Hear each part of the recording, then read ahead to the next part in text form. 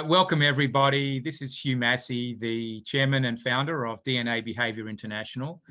And today I am delighted to be hosting another identity conversation. And I've got the great pleasure to have with me Mac Gardner, who is based down in the Tampa, Florida area. So he's still breathing, smiling. He escaped the recent hurricane. We did, thankfully.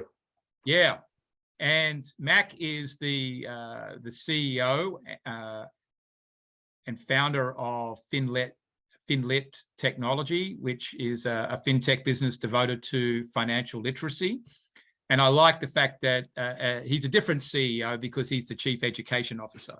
And sometimes I like to think that for our business, I'm the chief energy officer. So, you know, the E can get used in lots of ways. Mac has been in financial services for a long time.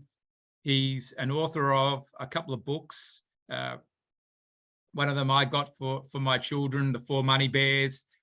Yep, there we go. And then the other one, Motivate Your Money. So you know, he's highly accomplished. He's bringing a great initiative to the financial services industry to really democratize financial literacy, which hasn't really been done yet, and you know, there's been a lot of talk, but it's fantastic we started it. So Mac, just tell us a little bit about your life journey, your career background, how you got to this place of being so passionate about financial literacy. Well, Hugh, first and foremost, thank you so much for having me.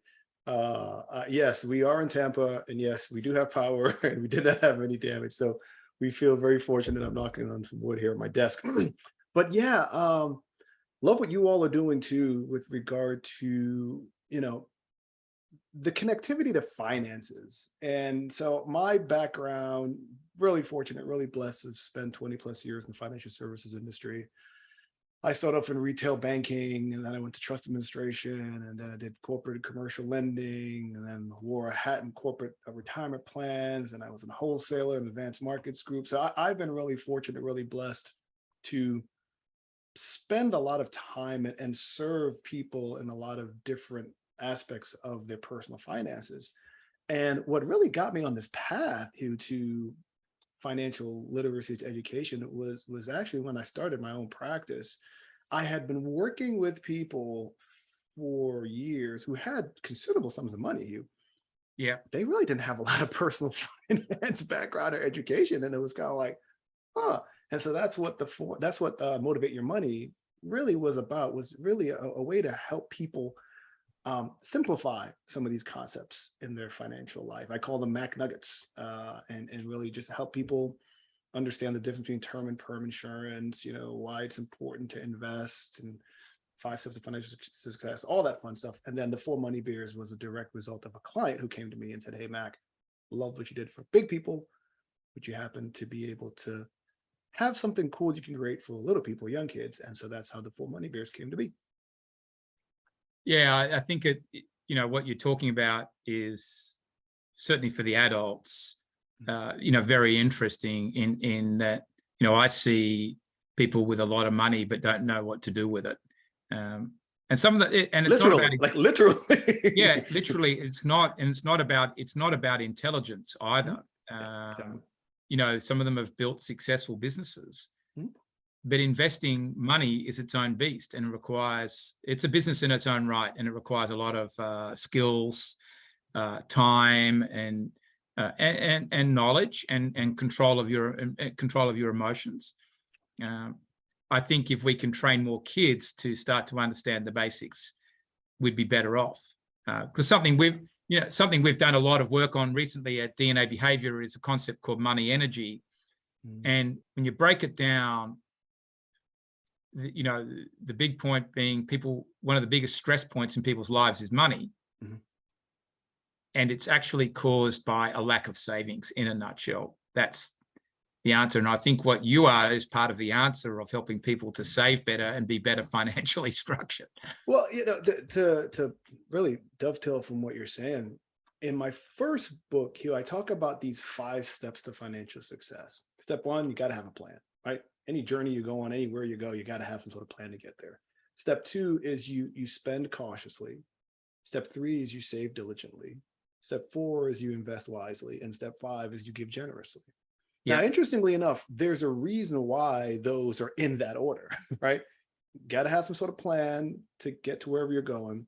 If you don't spend cautiously, you don't have anything to save. Correct. And if you don't save diligently, you won't have anything to invest. And typically, giving can be done at any time in your life. But what we find is when folks have pretty much taken care of their needs, their basic needs, and have, sufficient assets, net worth, what have you, it's a lot easier to give at that point in your life journey, which is how the 4 money bears came to be. Because all I really did was looked at, okay, what are these 4 functions of money? Spending, saving, investing, and giving away. If we can inject into the consciousness of young people at a very early age that they have more than 2 options. I have 3 children. We know what it's like when we take the kids to the store, and the first place they run off to is the toy aisle to buy stuff. Right? So they know the spending and they understand the saving, but the investing and the giving are 2 very important aspects here that I think if the sooner we start introducing that to kids and making them aware that they have 4 options, they can do a lot greater things later on in life. Because one of the things I talk a lot about, which is one of the flip sides of stress, is happiness. Mm-hmm. And if you can save enough money, be diligent like you're talking about, then you will reduce the stress. And by giving and showing gratitude, paying it forward, and giving doesn't always have to be about writing a check, but a lot of the time it is.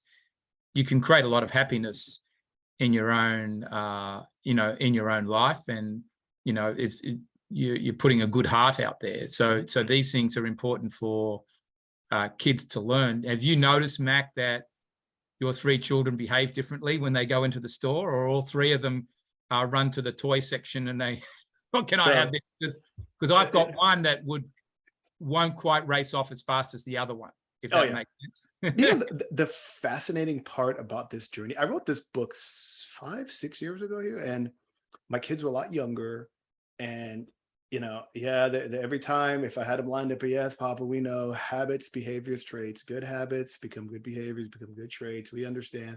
And so the whole idea behind writing that book wasn't just to help my clients with young kids, but also to help my own children, because the story is the story of this bear family that goes to the store and teaches their kids. And that happens to be our family.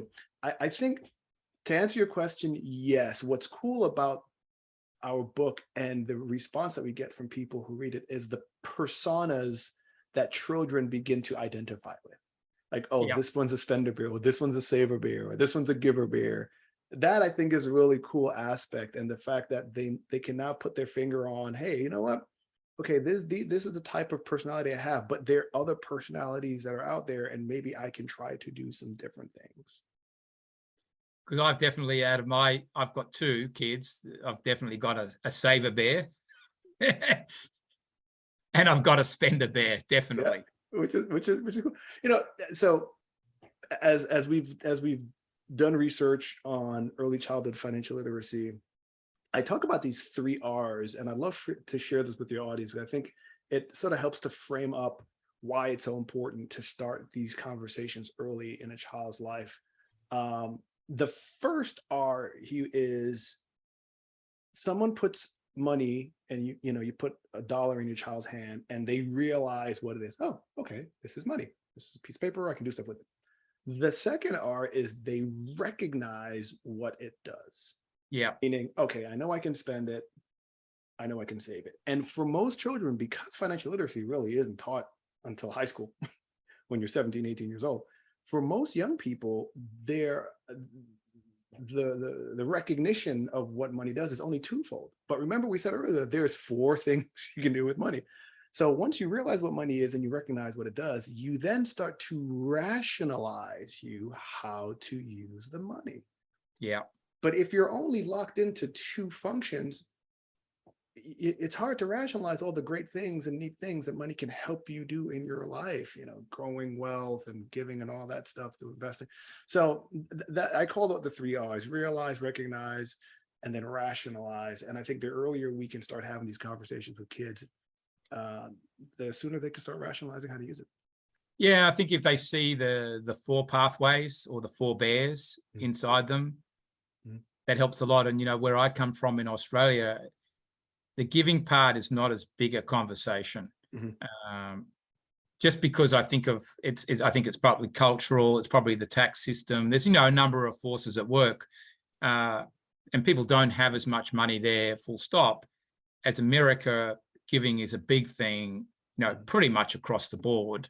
Obviously, maybe not someone sleeping on the street, but it is a generous culture in America, and that's why the country is also great.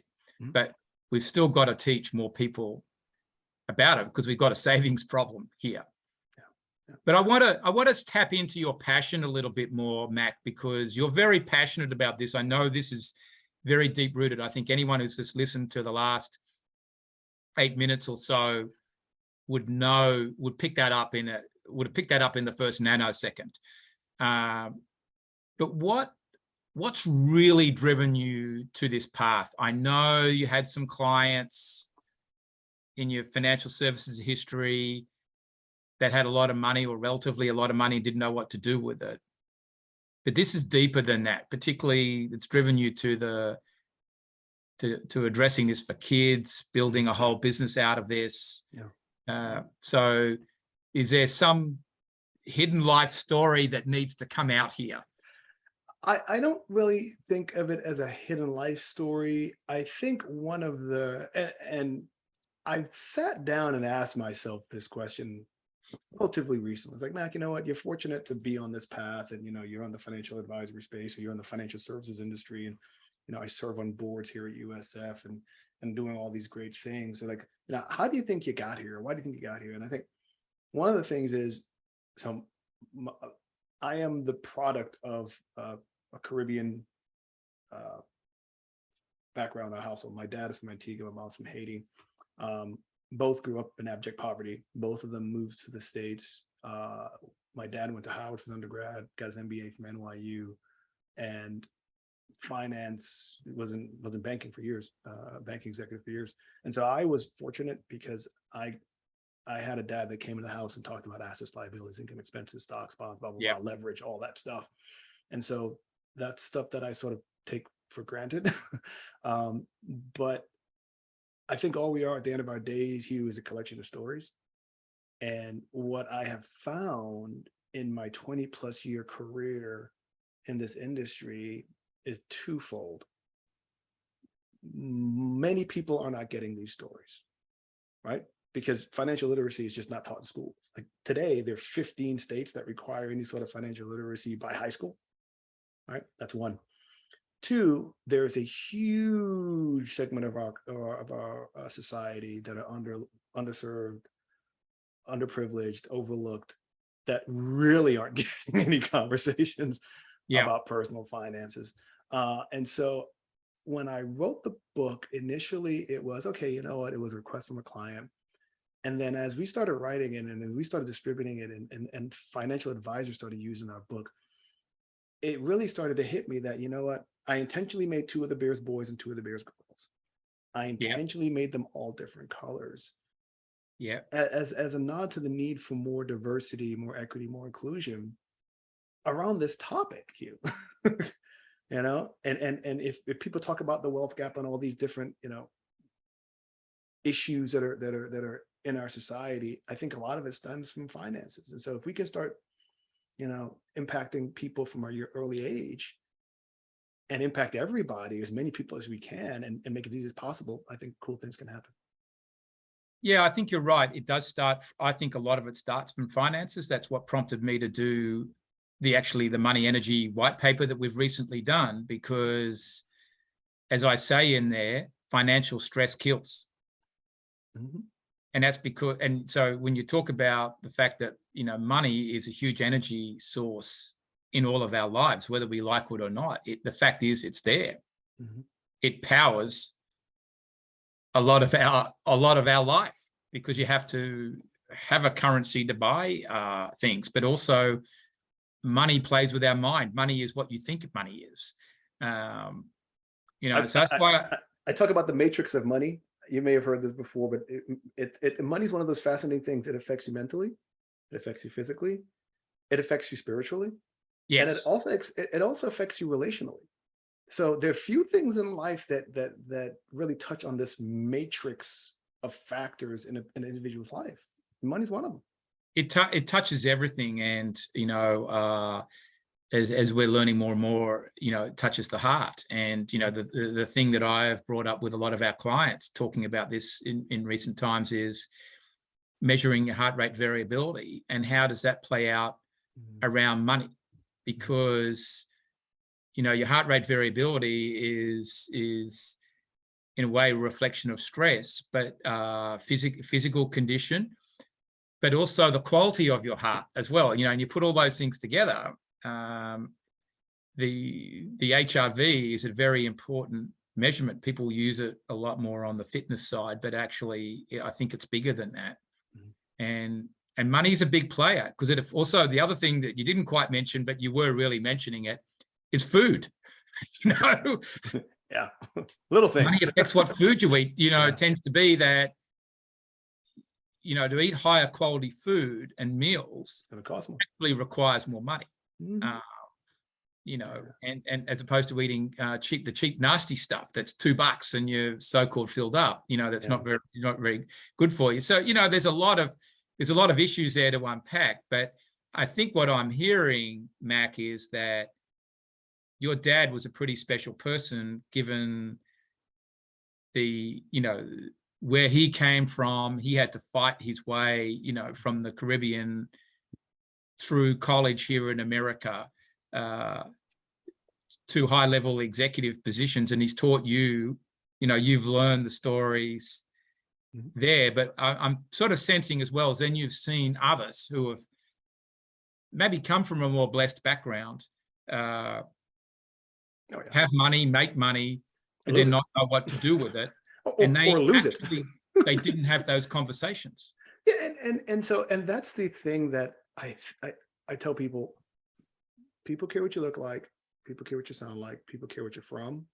Money doesn't. Money's just a tool.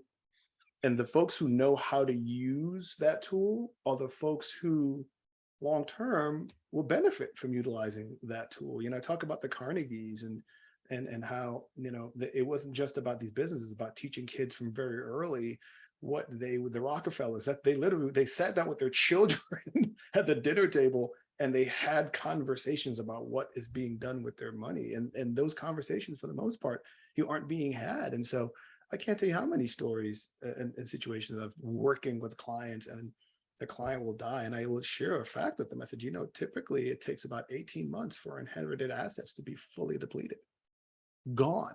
So you imagine one generation working for years to build up and amass wealth, but because the foundation on conversations about money and money management, or just the conversation about money, period, because people are afraid to talk about money with their family members, leads to this next generation that's just uneducated, miseducated, and all those assets are gone. So yeah, you're right. We could sit here for hours and unpack the consequences of proper and improper money management skills. But I think, again, just if we can start the conversations earlier, it'll help the next generation, and it won't be this taboo topic as much either. Yeah, well, you've just used the word that was going to come out of my mouth. I think we need to work on collectively, and that's not just you and me, but others out there as well, that the discussion around money does not have to be a taboo subject. It needs to get taken head on and be in a way, a nice conversation, an available, open conversation from early in life, to be a conversation around the dinner table, when people are doing their estate planning, to be able to have it, not just make assumptions, which is part of the problem. Have people trained, What I have found in this process, because we wrote the book, and then everyone said, Mac, love the book, but kids are learning digitally. Can we create some sort of digital platform? And one of the things that we really highlight when we're talking to people about the importance of these financial conversations is the power of socialization. And the power of socialization at an early age. The reason why we talk the way we talk, we sound the way we sound, the higher being we believe in, the foods we eat, they're socialized at a very early age. Yeah. And so that's why they become ingrained in us. Finances are socialized at an early age. And so that it could be one of the main reasons why we're in the financial situation we are now. They're not, because people are uncomfortable to have the conversation. They don't know how to have the conversation, or they've been taught it's wrong, or unfortunately, money creates judgment. People compare themselves to others based on how much they've got. And fundamentally, which is part of what we're here to talk about today, is people haven't clarified their own identity first. So, and the biggest mistake in life is to define yourself around money, because money is something that can go at any time. Yep. And so just using that as maybe as a launch pad, Mac, you clearly are building a very strong, important niche for yourself around financial literacy, being an advocate. And the work we do around understanding a person's behavioral style, their financial personality. So when you completed Financial DNA, you're an influencer style person. I'm an initiator, which is pretty similar to you, except I'm not as maybe as outgoing. But what did it say to you? And particularly relating to this area, for yourself, but also to this area of financial literacy. It was a great test. Thank you for sharing it with me. I had a fun time doing it. And it was, I try to just answer them at like whatever comes first, don't try to outthink the test. And then I just answer how well I could. And when it came out, I was like, that kind of sounds like my actual personality. I believe that financial advisors are some of the best resources for financial literacy, financial education. Yeah. We are literally playing in this pond 25/8. Yeah. And so if you're dealing with investing, if you're dealing with insurance, if you're dealing with retirement plans, whatever aspect you're dealing with, you see that, you live it, you breathe it. And so I love the fact, and it was so near and dear to my heart, that I was able to create something that other advisors found to be influential, either in their practice or in their clients' lives. And somebody told me one time, if you take care of a client, they're thankful. If you take care of their child, Hugh, they're forever grateful. That's awesome. So it's the influencer label. I believe it fit me, and it's in line with what I think I can do as just Mac Gardner, is to help create awareness, help to create resources, and partner with other advisors out there and folks and thought leaders like you to really have this ability and this platform to share these thoughts. Yeah, I think you've really set the stage for yourself that you can influence a lot of people's lives through working and collaborating with the financial advisor. There's no doubt they're the best people to bring this to the table, because they've got that intimate relationship with their clients. They're already having conversations. Hopefully, they're behind the curtains. They're seeing everything. Not all of them are having the right conversations, but they can be. They can, I think there's a growing awareness to do this, and it's not just about investing the money in the latest ETF or fund or whatnot. You've got to have these broader conversations. And what better place to start than the 4 money bears, or motivate your money in a very simple gateway in. Okay, who's sitting in front of you, and how are they approaching money, and how are your kids going to approach money? It puts a very simple framework there, but I think to the point you can influence them. You're very creative. I think the other part is, Mac, you and this is for the audience, you are very outgoing. So, and I can see that you don't you could as we would say in Australia, you can talk the leg off a chair. You're capable of going and talking to lots of people out there, and that's part of influencing and creating a movement. I am a recovering wholesaler. I did it for a number of years, and interestingly enough, that's where I got a lot of the content for my first book, was actually as an advanced markets wholesaler and traveling the country and learning from how some of the best advisors do what they do. And I think now we're at a time where technology, and I'll take a little bit of time to just to talk about what we're doing at FinLit Tech, is fintech is so pervasive in our lives now. There's fintech that can help you with banking, that can help you with lending, that can help you with insurance, that can help you with investments. There's so much tech out there to help you do that.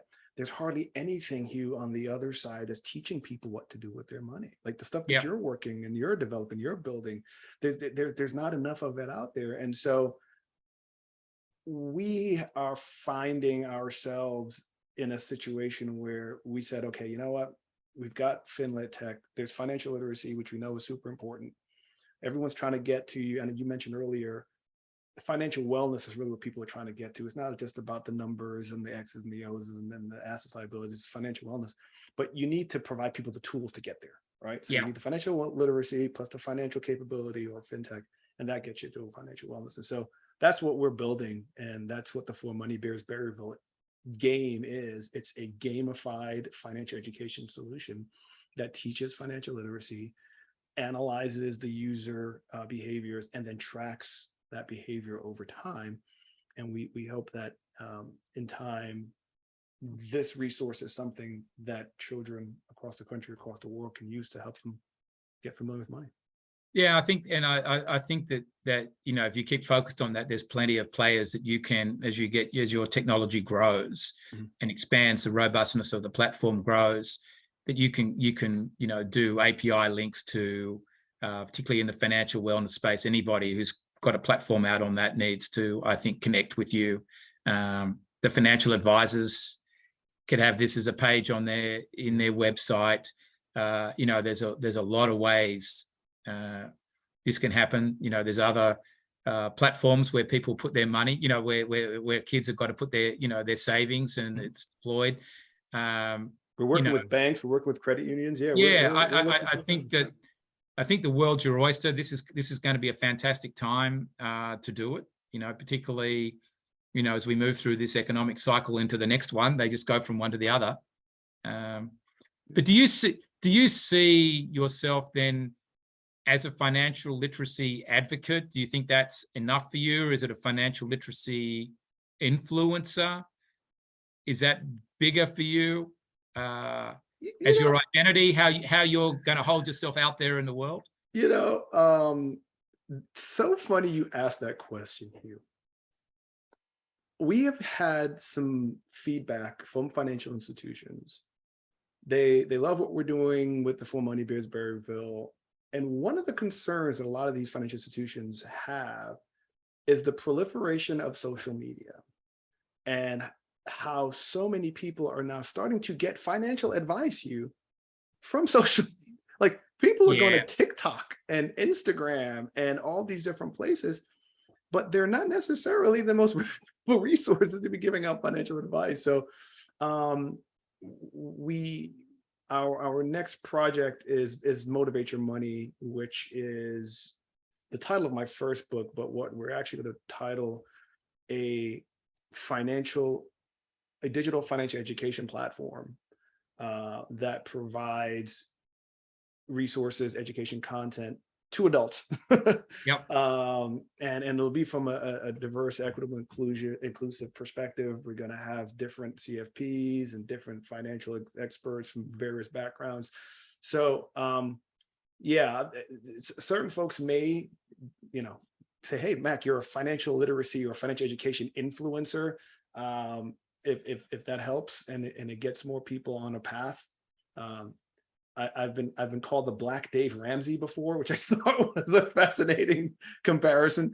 But yeah, no, I just think we're at a time where we need to start leveraging technology to promote financial literacy. It's already out there to do a bunch of other stuff. We need to start using fintech to get more education out to more people who need it. Yeah, I think you are an influencer. I think that is the key thing, and I don't think that's going to do you any damage with social media. If you're out there influencing people the right way, you're influencing them with the right behaviors. And I think that's the key thing to celebrate here. You know, and I think that encompasses being an advocate. I just think that there's the higher level there for you to really to influence a lot of people and a lot of thinking in this area, and you've made it quite concrete in where you stand and with the technology and everything. I've also heard financial literacy evangelist. I thought that was a bit aggressive, but that's putting you in the Dave Ramsey story. Yeah, I don't know if I'm there yet. Yeah, that might have other connotations. Exactly. But it doesn't mean you can't do some evangelizing along the way, and that's going to come back through you telling stories. And that's going to be a natural act for you to tell stories. So Mac, as we wrap this up, is there anything that you would like to share with our listeners that they should do, a hot tip, piece of thinking? You know, do you want to wave the books in front of people again? Whatever you want to do, just to, yeah. Yeah. So I would like to thank you again, Hugh. The work you're doing is so needed. I think, again, advisors have an amazing ability to really help serve the people they're working with. I joke around, you know, how often do you see your attorney? Well, hopefully not often. Unless someone's suing you, you're suing them. How often do you see your doctor? Typically once a year, but you're usually working with your financial advisor several times or engaging this person several times a year. And so having resources like what you have to be able to help advisors just really get a better understanding of the person that's sitting across from them. And we are working to help develop tools to really extend that concept of getting to know these people in a much deeper fashion, and understanding what's driving them, what's driving the decisions that they make with their money. And so we're going to continue to build really cool tools. We believe that the conversation must start at an early age. So for those financial advisors who are listening to your show, please take a look at the 4 Money Bears book. And if you think it's a really cool tool, would love for you all to utilize it more. You can reach out to me. And for those who aren't financial advisors, just understand that you said it a few times, I said it a few times, all we are at the end of our days, at the end of this long journey of life that we're on, Hugh, is a collection of stories. Yeah, I think that's a good message, is we're a collection of stories, and we need those stories to start young about money. And this needs to be a conversation, you know, from when the kids basically start getting, you know, that first dollar, and they can start to talk. I mean, it's no reason why it can't start at 3, 4, 5 years old. And just making this happen much earlier than you know, when kids and families are in their 20s, or never, which is a lot of the time, and having then the wealth destruction happen later, and really life destruction. And that's what we don't want to happen. And so it's a long journey. It's a long journey, and I'd like to say the journey continues. And money is a huge factor in everybody's life, whether you want it to be or don't want it to be. The reality is it is. And you're ready for it? You ready for it, Hugh? You ready? You're gonna love this one. Whatever motivates you motivates your money. What a good message to end on. Thank you, Mac. Thank you, Hugh. It's such a pleasure joining you, brother.